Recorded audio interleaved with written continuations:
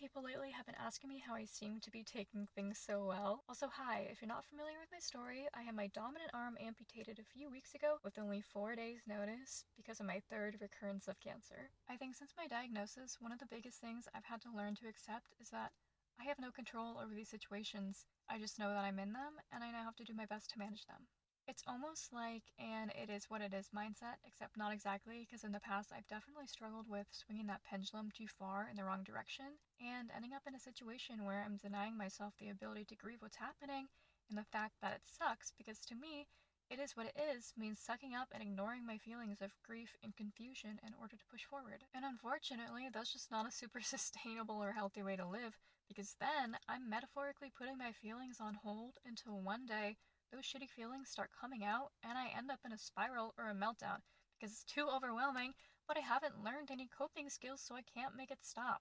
And don't get me wrong, I still struggle with the cycle sometimes, but as I've done more work, I've taught myself the ability to say, oh my god, this is terrible, and I'm doing terrible, I'm having a terrible time,